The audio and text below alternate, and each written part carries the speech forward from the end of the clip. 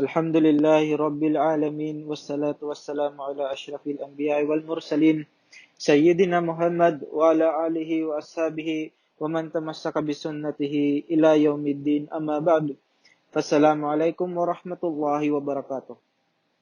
Mga kapatid sa pananampalatayang Islam, isa sa mga pundasyon at panuntunan ng Islam ay ang mapagpatutupad ng pagkakapatiran sa pagitan ng mga Muslim at pagpapalaganap ng pagmamahalan sa pagitan ng bawat isa sa atin. Sinabi ng Allah subhanahu wa ta'ala, "Innamal mu'minuna ikhwatun fa aslihu baina akhawaykum wattaqullaha la'allakum turhamun." Katotohanan, ang tunay na magkapatid ay ang mga manampalataya sa Allah. Ayusin ninyo ang pagkikisamuha sa inyong mga kapatid at katakutan ninyong Allah dahil dito kayo ay kaawaan at kahabagan ng Allah. Sinabi pa ng Propeta Muhammad sallallahu alaihi wasallam, "Al-Muslimu akhul Muslim." Ang Muslim ay kapatid ng kapwa niyang Muslim. Aking mga kapatid, katotohanan, ang matibay na pundasyon ito, ang pagkakapatiran ay nagtataglay o nagsasabatas ng mga karapatan at obligasyon o tungkulin mula sa bawat isa sa atin. Sinabi ng Allah subhanahu wa ta'ala, "Wal mu'minuna wal mu'minatu ba'duhum awliya'u ba'd, ya'muruna bil ma'ruf wa yanhauna 'anil munkar wa yuqimuna as-salata wa yu'tuna az-zakah wa yuti'u Allah wa rasulahu ulaika sayarhumuhullah innallaha 'azizun hakim." At ang mga mananampalatayang lalaki at mga mananampalatayang babae ay tagapangalaga ng bawat isa. Nauutos sila ng kabutihan at nagbabawal sila ng kasamaan. Itinayo nila ang pagdarasal, nagbibigay sila ng obligadong kawanggawa, at sumusunod sila sa Allah at sa kanyang sugo. Sila yung mga taong kaawaan ng Allah. Katotohanan, ang Allah ang kataas-taasan at ang ganap na maalam. Katotohanan, ang pagkakapatiran ay siyang nagdadala sa isang mananampalatayang Muslim patungo sa mga gawain na ikakalulubod ng Allah subhanahu wa ta'ala. Sinabi ng Propeta Muhammad sallallahu alaihi wasallam, "La yu'minu ahadukum hatta yuhibbu li akhihi ma yuhibbu li nafsihi." Katotohanan na hindi naniniwala ang isa sa inyo hanggat hindi niya ginusto o minamahal para sa kanyang kapatid ang ginugusto o minamahal niya para sa kanyang sarili. Katotohanan, ang pagkakapatiran ang siyang tagapagpatibay ng katapatan ng puso upang makagawa ang mga Muslim ng kaayusan at kabutihan at nag-iiwas sa kanila patungo sa kasamaan at pagpinsala sa bawat isa. Sinabi ng Allah subhanahu wa ta'ala, "Walladhina yu'adduna al-mu'minina wal-mu'minat bighayri maktasabu faqad ihtamalu buhtana wa ithman mubina." At sila na yung puminsala sa mga mananampalatayang lalaki at babae. Katotohanan, sila ay nakagawa ng kalapastanganan at matinding kasalanan. Sinabi ni Propeta Muhammad sallallahu alaihi wasallam, "Al-Muslimu man salim al-Muslimun min lisanihi wa yadihi." Ang totoong Muslim ay siya na sa kanyang dila at kamay ay panatag at ligtas ang kanyang mga kapatid na Muslim. Katotohanan, ang pagkakapatiran ang pundasyon ng Islam na nagpapalakas ng ugnayan ng bawat isa sa loob ng payamanan at nagiging dahilan ng pagpapaalala patungkol sa mga pagbansa ng bawat isa sa Allah subhanahu wa ta'ala. Patungkol sa pagsamba ng bawat isa sa Allah subhanahu wa ta'ala. Aking mga kapatid sa pananampalatayang Islam, katotohanan na ang pagkakapatiran sa pananampalataya isa sa malaking bahagi ng Islam. Nasasanay ang isang Muslim sa pakikisalamuha sa kanyang kapatid na Muslim, ganun din sa kanyang pamayanan. Nasasanay din ng isang Muslim ang kanyang pananampalataya sa pamamagitan ng pagkakapatiran na ito. Isinasagawa ito ng isang Muslim na para bang kagaya ng paggawa sa isang obligadong bagay. Isinasagawa ng isang Muslim ang pagkakapatiran hindi dahil siya ay may kailangan sa kanyang kapwang Muslim, bagkus isinasagawa niya ito alang-alang sa Allah subhanahu wa ta'ala. Nang dahil dito, nagiging matibay ang payanan ng mga Muslim na ayon sa batas ng Islam. Sinusuportahan nila ang bawat isa na parang isang matibay na gusali. Sinabi ng Propeta Muhammad sallallahu alaihi wasallam, "Al-mu'minu lil-mu'min kalbunyan yashuddu ba'da ba'da."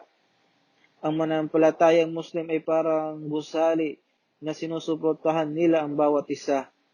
At pinagdidikit-dikit ng Propeta Muhammad sallallahu alaihi wasallam ang kanyang mga daliri at hinahintulad dito katotohanan, ang pagkakapatiran, ang nagdudulot ng pagpaparaya sa bawat isa, pagkaawa sa isa't isa, pag-unawa at pag-intindi at iba pang mga pag-ugali na patungo sa ikalugod ng Allah subhanahu wa ta'ala na ginawa at tinuro ni Propeta Muhammad sallallahu alaihi wasallam na kanyang sinabi, "Masalul mu'minina fi dawazihim wa taramuhim wa ta'adufihim masalul jasadi idha ishtaka minhu adu tada'a lahu sa'irul jasad bisahar wal humma." Ang halimbawa ng mga Muslim mula sa kanilang pagkakaisa ay isang katawan na kapag ang isang bahagi ng katawan ay may naramdamang sakit, mararamdaman ito ng buong katawan. Aking mga kapatid sa pananampalatayang Islam, isa sa mga paraan ng pagpatibay ng ating pananampalataya ay ang pangalaga sa mga batas na ito na nagdudulot ng pagkakaisa at pagkakaingat sa mga hakbang ng mga taong galit sa Islam na pinipilit nilang paghiwalay-hiwalayin ang pagkakapatiran ito. Nagpapakalat din sila ng mga bagay na nagdudulot sa hindi pagkakaintindihan sa bawat isa at pag-aaway ng mga Muslim. Sinabi ng Allah subhanahu wa ta'ala, "Ya ayyuhalladhina amanu, la tattakidu bitanatan min dunikum la ya'lunakum khabala waddu ma anittum qad badatil baghdha'u min afwahihim wa ma tukfi suduruhum akbar. Qad bayyana lakumul ayati in kuntum ta'qilun." O kayong naniniwala sa Allah at sumusunod sa kanyang sugo, huwag ninyong gawin awliya, taong makamamahalin at gagawin tagatapaguyod ang mga walang pananampalataya. Pagkakatiwalaan ninyo at pagsasabihan ng inyong mga lihim bukod sa mga mananampalataya dahil hindi sila titigil hanggang hindi kayo mapahamak at natutuwa pa sila kapag may nangyaring masama sa inyo at lumilitaw ang tindi ng kanilang paggalit sa kanilang mga salita, subalit ang anumang kinikimkim nila sa kanilang kalooban na puot at galit sa inyo ay lalong matindi. Katotohanan, isa sa mga dapat nating pagtuunan ng pansin sa mga panahon natin ngayon ay mga pagkawatak-watak o pagkahiwalay-hiwalay ng mga Muslim na nagdudulot sa hindi pagkakaisa hanggang isa sa ating mga kapatid na Muslim ay nagtataas ng sandata o patalib laban sa kapwa niya Muslim na kung saan ito ay hindi ikalulugod ng Panginoon at sanlibutan ng ang Allah subhanahu wa ta'ala, no kung saan ito ay hindi naayon sa batas ng Allah subhanahu wa ta'ala. Taliwas din ito sa turo ng mahal ng Propeta Muhammad sallallahu alaihi wasallam. Sinabi ng Propeta Muhammad sallallahu alaihi wasallam, "Man hamil alayna silah falaysa minna." Sinuman ang magdala ng patalim para pinsalain ang kanyang kapwa ay hindi nabibilang sa atin. At kanyang pang sinabi, sallallahu alaihi wasallam, "La yushiru ahadukum ila al-akhihi bisilah fa innahu la yadri ahadukum la'alla syaitan." Huwag itututok ng isa sa inyo ang kanyang sandata sa kanyang kapatid na Muslim. Katotohanan, hindi niya alam na baka ang Satanas ay mag-udyok sa kanya ng kasamaan at maituloy ito ng kanyang kamay at maaring dahil dito ay maupunta siya sa impyerno. Aking mga kapatid sa pananampalatayang Islam, iwasan natin ang mga bagay na nagdudulot ng pagkawatak-watak at nagdudulot ng hindi pagkakaisa. Iwasan natin ang mga bagay na magdadala sa atin sa malalang pagsubok, fitna o tinatawag. Iwasan natin ang mga gawain na magdudulot ng pagkasira at mga gawain na magdudulot ng kasamaan at magdanak ng dugo.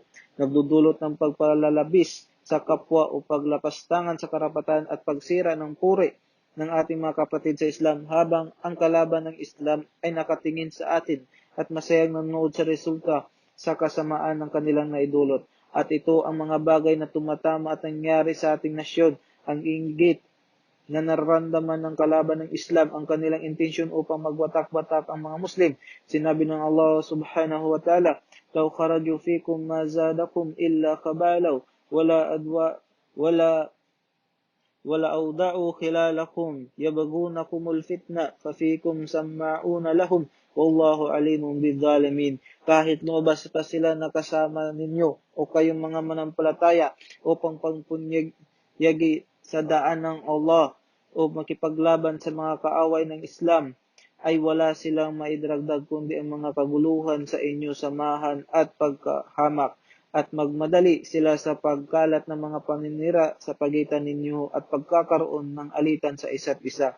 Kaya nais nila kayong ay ipahamak nila sa pamamagitan ng kanilang pagpanatili na hindi pagsama sa pagkipaglaban sa daan ng Allah at kasama ninyo o kayong mga pananampalataya ang ilan sa mga mapagkunwari na nagmamanman para sa kanila upang iparating sa grupo nila ang mga pangyayari sa inyo, at ang Allah ay alim, ganap na nakakaalam ng mga munafik at mga masasama, at sila ay pagbabayarin ayon dito. Aking mga kapatid, sa pananampalatayang Islam, isa sa mga dahilan ng matinding pagsubok na kinakailangan nating iwasan at ang pag-ingatan ay ang pagbibintang ng panglabas sa Islam sa ating sariling kapatid na Muslim, na walang matibay na katibayan na nagmula sa banal na Quran o mula sa mga katuruan ng Propeta Muhammad sallallahu alaihi wasallam. Sinabi ng Propeta Muhammad sallallahu alaihi wasallam, at ito ay nagsasaad ng malinaw na pangusap na maintindihan ng lahat: "Man salla salatana wastakbala qiblatana wa akala dabihatana fadakal muslim lahu dhimmatullah wa rasulih." Sinuman ang magdasal kagaya ng pagdarasal natin at humarap sa direksyon ng kibla natin at kumain mula sa mga hayop na ating inalay para sa Allah, katotohanan siya ay Muslim na kung saan nasa kanya ang pangalaga ng Allah at Propeta Muhammad sallallahu alaihi wasallam. Sinabi pa ng Propeta Muhammad sallallahu alaihi wasallam, "Al-Muslimu ala Muslim haramun damuhu wa maluhu wa irduhu." Ang Muslim sa kanyang kapwa Muslim ay haram, pinagbawal ang kanyang dugo, kayamanan, purit, ari-arian. Aking kapatid, katotohanan, isa sa mga palatandaan ng gabay mula sa Allah subhanahu wa ta'ala at kasiyahan ng pagiging dahilan mo upang magkaisa ang kamusliman, at isa naman sa mga palatandaan ng pagkaligaw at pagkalugi ay magiging dahilan mo upang magsiraan ang mga Muslim, magiging dahilan mo upang magkahiwalay ang mga Muslim, at magiging dahilan mo upang magkaaway-away ang mga Muslim. Sinabi ng Allah subhanahu wa ta'ala, "Innamal mu'minuna ikhwah fa aslihu baina akhawaykum wattaqullaha la'allakum turhamun." Katotohanan, ang tunay na magkakapatid ay ang mga mananampalataya, at ayusin ninyo ang hidwaan sa pagitan ninyong magkakapatid. Wa aslihu data bainikum, at ayusin ninyo ang ugnayan ninyo sa bawat isa. Sinabi ng Propeta Muhammad sallallahu alaihi wasallam, "Ala ukhbirakum bi afdali min darajatis siyam was sala was sadaqah?" Qalu bala. Qal islahu datil bay. Sasabihin ko ba sa inyo ang isang bagay na mas mainam pa kaysa pag-ayuno at pagdarasal? Kanilang sinabi, opo. Sinabi ng Propeta Muhammad sallallahu alaihi wasallam, ang pag-aayos ng ugnayan. Aking mga kapatid, sa pananampalatayang Islam, katotohanan, sinisigurado ng Islam ang pagiging bawal ng pagtatanim ng galit at puot sa ating kapwa Muslim. Ipagbawal din dito ang pagdudulot ng gulo at away sa bawat isa na magdudulot ng malaking kasiraan sa kalupaan, fitna. Sinabi ng Propeta Muhammad sallallahu alaihi wasallam, "La tabagadu, wala tadabaru, wala tahasadu, wala takata'u." Huwag kayong mag-away-away, huwag magkaroon ng pagkainggitan, huwag kayong magkaroon ng malalang pagkakasulangatan, at huwag ninyong pulutin o putulin ang inyong relasyon sa bawat isa. Sinabi pa ng Propeta Muhammad sallallahu alaihi wasallam, "Tuftahu abwabul jannati yawmal ithnani wa yawmal khamis, fayaghfir li kulli 'abdin muslimin la yushriku billahi shay'an illa rajulan kanat bainahu wa baina akhihi shahna fayuqal antadhiru hadaini hatta yasliha anziru hadaini hatta yasliha." Binubuksan ang pintuan ng paraiso sa araw ng Lunes at Martes, at pinapatawad ng Allah mula sa kanyang mga alipin na hindi sumasamba ng iba liban sa kanya. Ang kanilang mga kasalanan maliban lamang sa dalawang tao na mayroong hidwaan sa isa't isa, at sasabihin ng Allah na ihuli ang dalawang ito hanggang sa ang dalawang ito ay magkapatawaran. Nararapat lang sa ating mananampalataya na ingatan at pangalagaan niya ang kanyang puso mula sa pagkaroon ng galit o tungo sa kanyang kapatid na Muslim. Kahit na magkaiba ang kanilang opinyon sa ibang mga bagay, nararapat sa bawat isa na mahalin niya ang mga bagay na makakapagdudulot ng kabutihan at kapakinabangan sa kanyang kapwang Muslim. Sinabi ng Propeta Muhammad sallallahu alaihi wasallam, "Man ahabba an yujahzaha anin nar fayudkhalil jannah فلتأتيه منيته وهو يؤمن بالله واليوم الآخر وليأتي إلى الناس الذي يحب أن يؤتى إليه." Sinuman ang may gusto na mapalayo siya mula sa impyerno at makapasok sa paraiso ay huwag niyang hayaan na siya ay namatay maliban na lamang na siya ay naniniwala sa Allah at sa araw ng paghukom, at magdulot siya ng para sa kanyang kapatid ng mga kabutihan kagaya ng pagkagusto niya na makatanggap ng kabutihan mula sa iba. O kayong mananampalataya, katakutan niyo ang Allah subhanahu wa ta'ala na katotohanan ang obligadong paglalakbay patungo sa Makkah. Ang Hajj ay isang uri ng dakilang pagsamba at isa sa mga dahilan ng pagsamba na ito ay upang mapatibay ang pagkakapatiran at pagmamahalan sa pagitan ng mga Muslim. Samantalahin ninyo, aking mga kapatid, na mga naglalakbay sa Makkah at samantalahin ng obligadong pagsamba na ito upang matutuhan at mapatibayan ang mga pagkakapatiran sa pagitan ng bawat isa. Nararapat sa mga naglalakbay patungo sa Makkah upang magsagawa ng sagradong pagsamba na ito na isagawa ang mga narapat na kaugalian na ipinag-utos sa atin ng ating mahal na Propeta Muhammad sallallahu alaihi wasallam. Naiulat ni Jabir, kalugan nawa siya ng Allah subhanahu wa ta'ala, na sinabi ng Propeta Muhammad sallallahu alaihi wasallam, "Afdalul a'mal indallahi imanun billah wa jihadun fi sabilillah wa hajjul mabrur." Ang pinakamainam na antas ng pananampalataya para sa Allah ay ang paniniwala ng lubos sa Allah, pakikibaka sa landas niya, at ang katanggap-tanggap na paglalakbay sa Makkah. At sa sermon ni Propeta Muhammad sallallahu alaihi wasallam, kanyang huling paglalakbay sa Makkah, nambagit niya ng tungkulin at hangarin na narapat ng isang Muslim.